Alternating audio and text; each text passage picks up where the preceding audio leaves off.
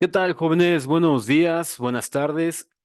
Hoy vamos a continuar con la materia de geografía.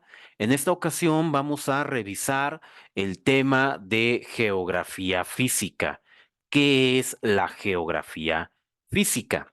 Bien, ahorita, ¿qué vamos a hacer? Vamos a identificar qué es esto y vamos a revisar un poco sobre la tectónica global. Bien, antes de pasar a esto, vamos a identificar un poco y centrarnos en la geografía física. ¿Qué es? Bien, para saber qué es, pues vamos a entender que primero la geografía, ya habíamos dicho en otro video, es una ciencia natural y social. Como ciencia social, se encarga la geografía humana y esto va a identificar diversos aspectos de las interacciones humanas. Pero como ciencia natural está la geografía física. Y esto es, digamos que es una rama que se dedica al estudio, análisis y comprensión de la superficie terrestre, de los patrones, procesos y los elementos naturales. Ya habíamos visto en otro video que hay diversos componentes. El componente natural sería estudiado en este caso por la geografía física. ¿En qué se enfoca? En el espacio y en todos los elementos propios del espacio geográfico natural. ¿Sí? Y aquí vamos a revisar qué es o cómo se configura el relieve del espacio geográfico, los tipos de suelos que existen, los climas, la vegetación y las aguas terrestres. Ok, y todo esto es generado, ya lo mencioné hace un momento, por la tectónica global. Sí, y para que nosotros conozcamos un poco sobre la tectónica global, pues vamos a ver primero estos dos subtemas. Algunas o las zonas de riesgo volcánico y sísmico en el mundo y en México, y la distribución de llanuras, mesetas y montañas más representativos, en este caso de nuestro país. Bien, eh, para poder hablar un poco sobre la tectónica, vamos a identificar primero qué son los componentes físicos de la Tierra. Para esto, vamos a dividir a la Tierra en diversas capas. ¿Sí? Estas capas, digamos que adoptan diversos nombres conforme están más al centro o más externos al núcleo. Así, en el centro de la Tierra vamos a identificar dos tipos de núcleo, el núcleo interno y el núcleo externo. Así, aquí podemos ver que aquí estaría el núcleo interno, ajá, aquí, sí, en el donde apunta el láser, y encima el núcleo externo, que son temperaturas, pues estamos hablando de millones de grados. Por encima viene lo que se conoce como el manto de la Tierra y en la parte más externa encontraríamos lo que es la corteza terrestre. Es donde encontramos las placas tectónicas.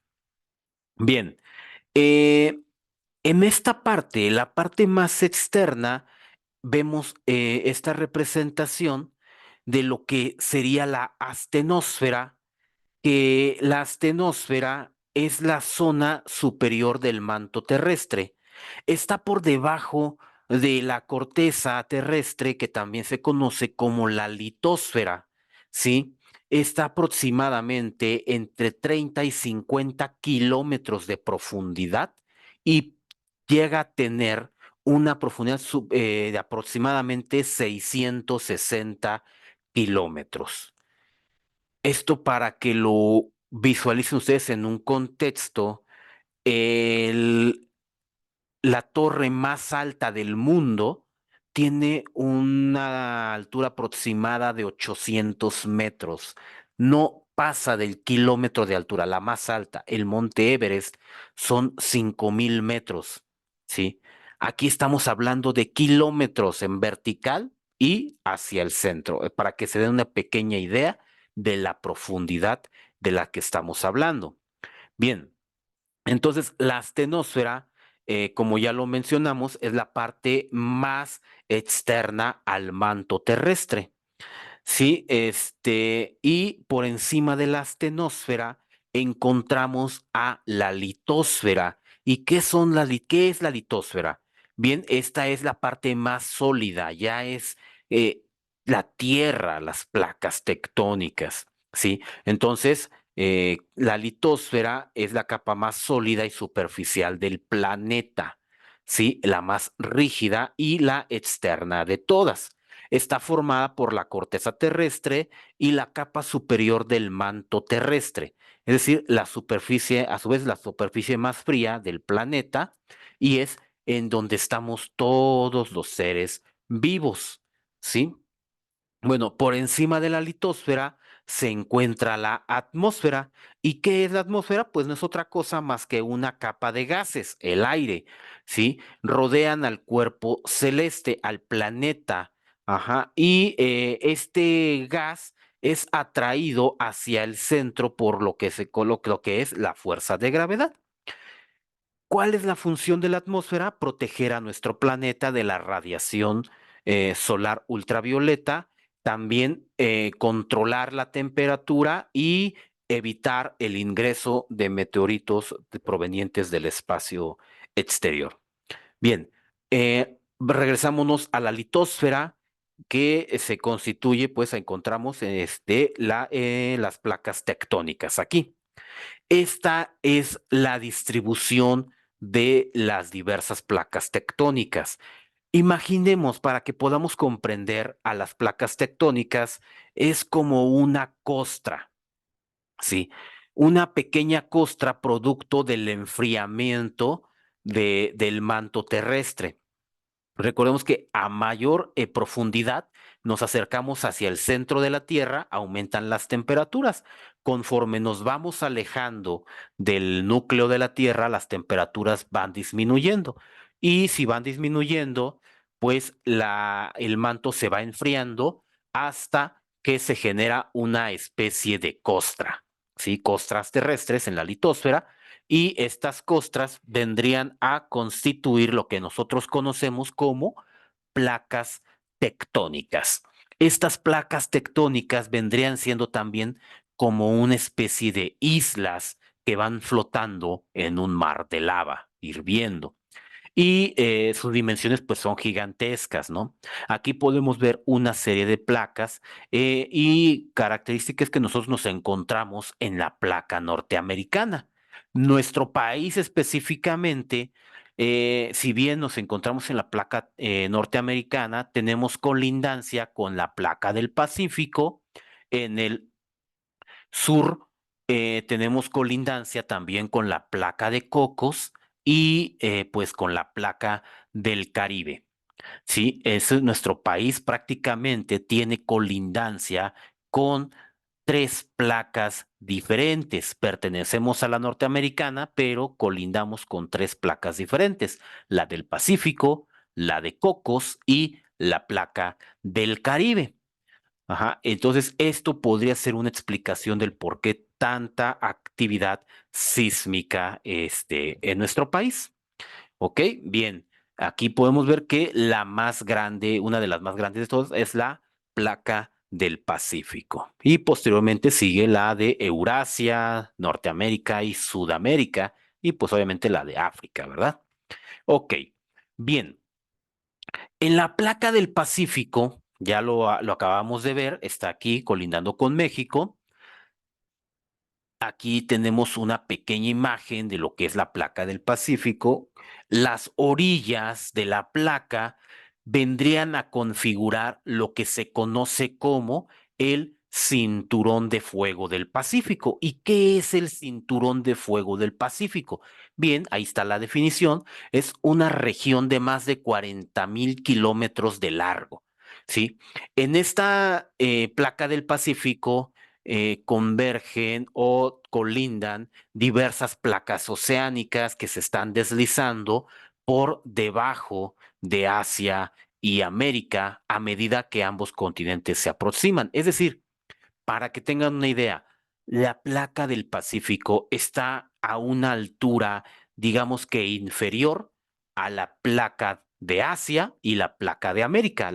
Esas dos placas están por encima de la placa del Pacífico. Eso hace que con el movimiento de la Tierra, estas placas Asia y América vayan comiendo poco a poco a la placa del Pacífico y se están, en un punto, hablando en términos geológicos, se están acercando cada vez más. ¿Ok? Entonces, pues esta actividad y este fenómeno eh, provoca el 90% de la actividad sísmica de todo el planeta. Es decir, el 90% de todas las erupciones, de todos los sismos, se están provocando en esta zona denominada el Cinturón de Fuego del Pacífico. ¿Ok? Bueno, y aquí también se concentra el 75% de los volcanes activos del planeta. Eh, ¿Cuáles son los territorios que abarca esta placa? Bueno, América del Norte, América del Centro y del Sur, Asia y Oceanía. ¿Ok? Aquí está una pequeña imagen para si lo queremos ver en contexto. Este es nuestro planeta y ahí se ve toda la magnitud de la placa del Pacífico, el tamaño de esta placa. Ok, bien.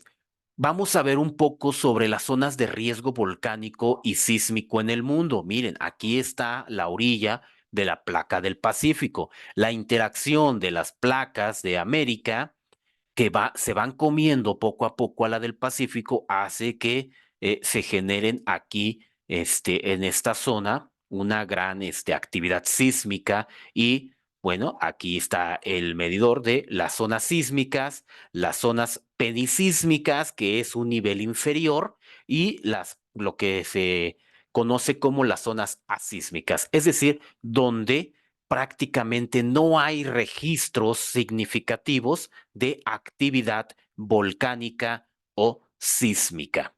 ¿Sí? Bien, también podemos ver que en el Mediterráneo las placas de Asia y de Indonesia, pues también se ve una actividad relevante.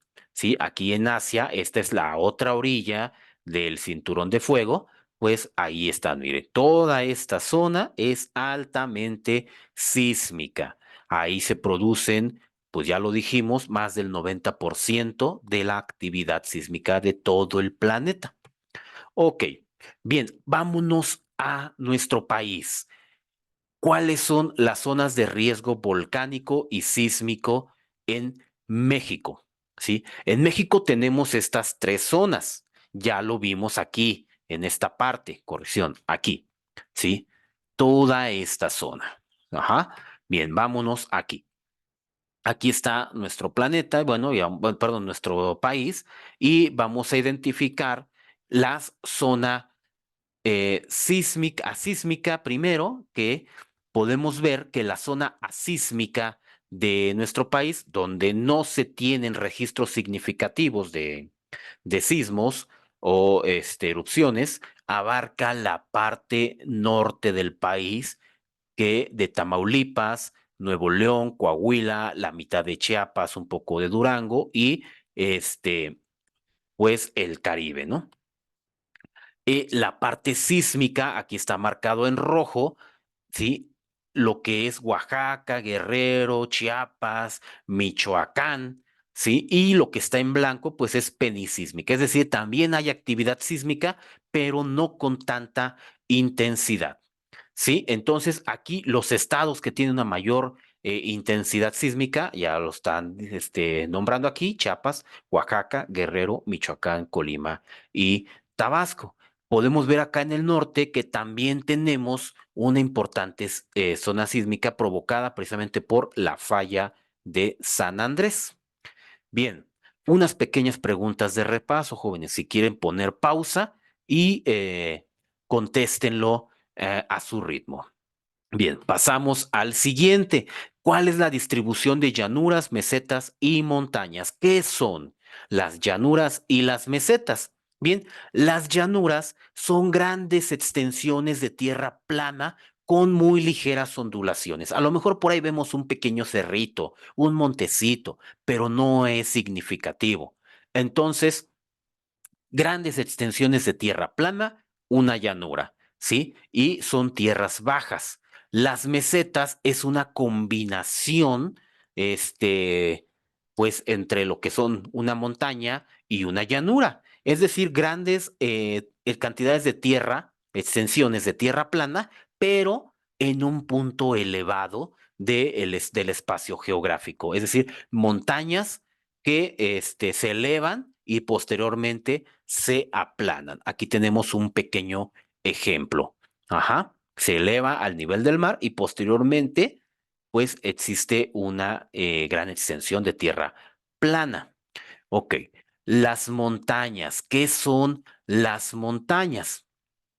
Bien, las montañas, pues, no son otra cosa que formaciones terrestres que se elevan al menos importante, 300 metros o más sobre la zona circundante en que se encuentran.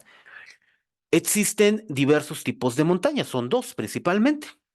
Ajá, las montañas volcánicas que se forman cuando la roca fundida del interior de la Tierra entra en erupción a través de la corteza y esta erupción va cayendo o encima del otro se va acumulando, posteriormente se enfría y se genera pues el sedimento que va creando una montaña.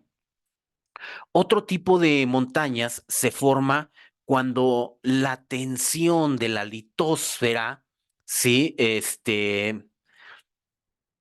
Provoca grietas en la superficie terrestre, es decir, se fractura la litosfera, se genera una pequeña grieta, un escape de las altas temperaturas que existen en el manto terrestre y estas al encontrar la grieta, la debilidad, esta escapa hacia la superficie y genera que la litosfera pues se eleve grandes cantidades de metros, 300 metros como mínimo, ¿sí? Y se generen volcanes que a la postre, cuando se enfríen, pues se van generando montañas. Una cadena de montañas nos genera una cordillera montañosa. Bien, ¿cuáles son las distribuciones de las llanuras, las mesetas y montañas en nuestro país?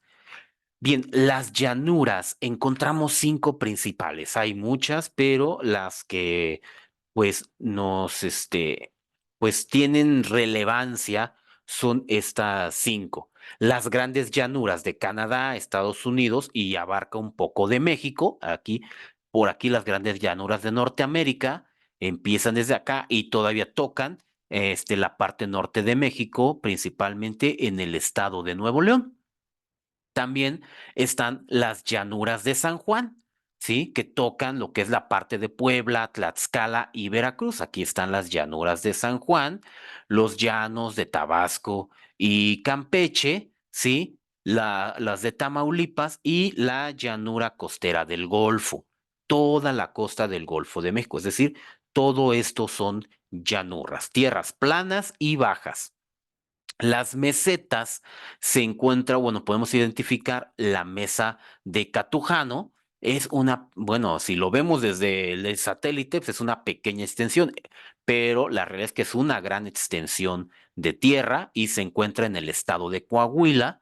También la gran meseta del centro, que abarca los estados de Zacatecas, Guanajuato, Querétaro, Aguascalientes, Jalisco. Es decir, el centro del país, la meseta, es así lo podemos ver que está la llanura, va elevando y después alcanza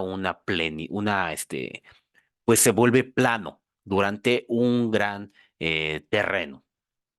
Y también encontramos la meseta purépecha que está en el estado de Michoacán. ¿Sí? Las montañas, pues aquí están principalmente la Sierra Madre Oriental y la Sierra Madre Occidental, ¿sí? Bueno, que abarca pues los estados de Guerrero, de Chiapas, este, todo lo que es Nayarit, hasta Durango y bueno, pues da la característica de nuestro planeta. Ok, bien, pues aquí les dejo otras preguntas de repaso, denle pausa, si quieren contéstenla y pues nos estaríamos viendo en un siguiente video.